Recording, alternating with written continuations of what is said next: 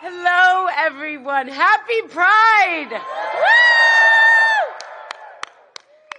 I am so grateful to be with all of you tonight to celebrate Pride. I grew up with two loving parents who told me that I could be anything and that they would love me. And I remember feeling so safe and secure in their unconditional love. I'm a social worker now, and I see every day how important it is for children to feel loved, accepted, and supported. It's everything. Unfortunately, as we know, not all children grow up this way. Too many LGBTQ children grow up in homes that don't accept them. Or, if they're accepted at home, they go to school each day and either have to hide a piece of who they are or are bullied because of it. LGBTQ students deserve to be safe at school, at home, and in their communities. Period. They should never, ever have to endure violence or cruelty because of who they are. My parents know that. It's why my dad has built the most pro-equality administration in history.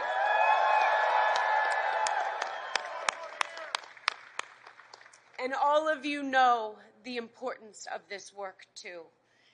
I am so grateful that there are people like you who are working to make sure our kids get the love and the support that they need and they deserve. In towns and cities across America, there are countless LGBTQ people who are able to find community, belonging, and refuge because of all of you. Thank you so much for your tireless efforts. It changes lives, truly. Please make a promise that you will never, ever give up. And remember why we celebrate Pride this month. Because 55 years ago, Marsha P. Johnson and Sylvia Rivera and other trans women of color stood up and said, "Enough is enough." And with a flash of courage, they began a movement that brought us here today, to this moment of hope. And so many LGBTQ people of color, so many of you have continued to lead their fearless fight against injustice here and around the world. And now I would like to introduce the woman who taught me how to be myself, who loved me unconditionally, who has showed me in so many ways how I can make a difference, and who works every single day tirelessly to ensure that all people have the opportunities and freedoms that they deserve. Welcome to the stage, my mama, your First Lady, Jill Biden.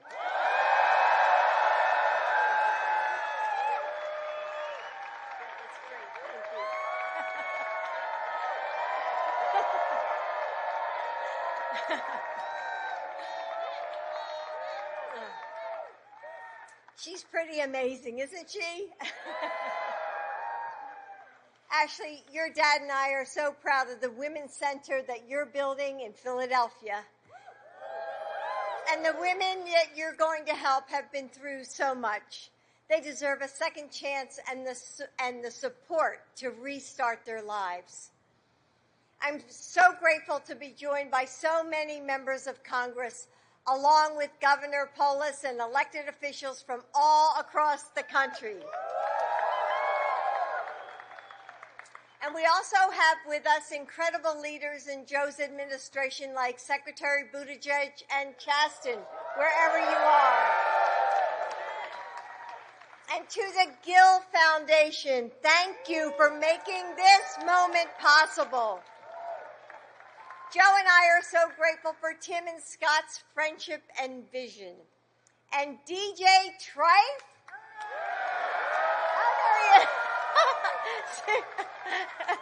Didn't he do a great job? Oh my gosh. DJ, you created the perfect, joyful soundtrack for this event. So, yeah, give him another round of applause. He did an amazing job. And he's here with his mother. So I'm so happy to be here with my daughter as we celebrate your families. Those families that you're born into, the ones you build, and the ones you choose. Looking out at all of you, I see America. And it's an honor to welcome you to our home. But home isn't always a place.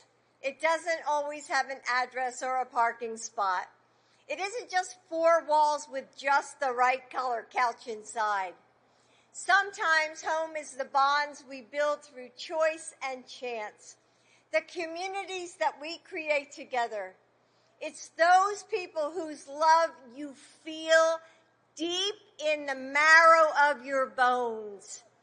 The ones who will always pick up the phone when days are long and times are hard.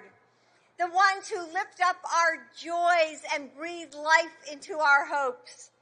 The ones who don't ask us to be strong or brave, who don't need us to explain who we are, because they already understand. I hope that all of you feel that freedom and love on the South Lawn today, because your home is here too.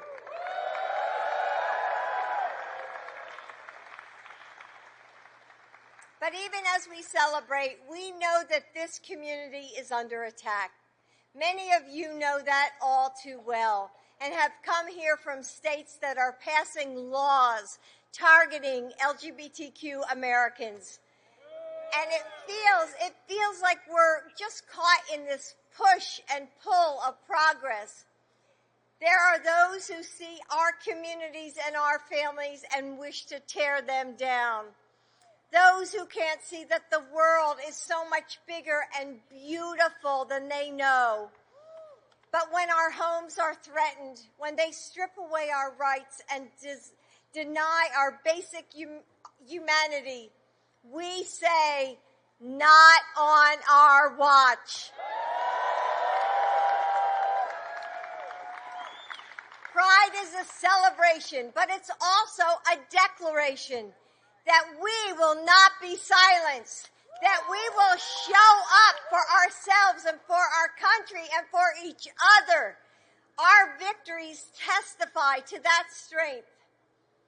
9 years ago, the Supreme Court legalized same-sex marriage across the country. And now, thanks to Joe, my husband, marriage equality will remain the law of the land. His administration also ended the ban on gay and bisexual men donating blood. He's standing firmly against conversion therapy. And almost 14 years ago, it's hard to believe it's been that long, Joe stood beside President Obama as he signed the repeal of Don't Ask, Don't Tell. Then, as president, he made it possible for trans Americans to serve openly in America.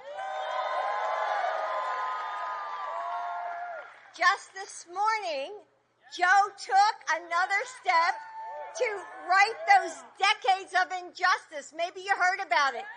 Pardoning. It was so great. Pardoning many service members who were court-martialed for simply being themselves. Honoring those heroes. Honoring those heroes. I'm sure there's many of you in the crowd, and the service of many LGBTQ troops, veterans, and their families who have given so much for our country. Joe will never stop fighting for this community.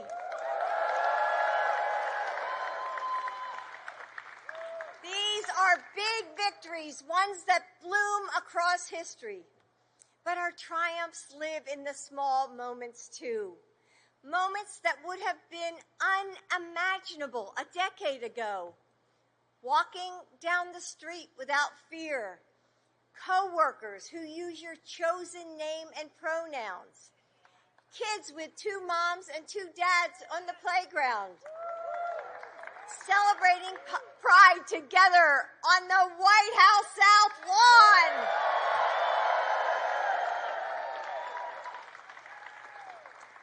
Yes, outside those gates are those who want to send our country backwards. And tomorrow, we will face them with the courage and the strength that we always have. But today, we're here to find joy, to feel at home, to be free, to say loud and clear that you belong.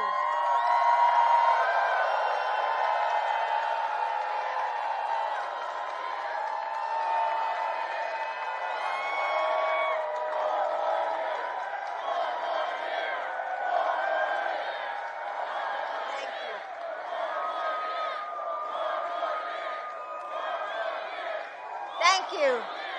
Thank you. Thank you. Thank you. Thank you. So I'll continue. That you are beautiful. That you are loved. And to all the kids here, you can tell your parents that I said to make sure that you enjoy the best lawn in America.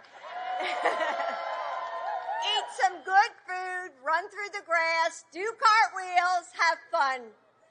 And when you leave here to go back into a place that still needs so much change, just take all of that with you. Let it be a reminder that you don't face these battles alone. You are never alone. I love you. Your presence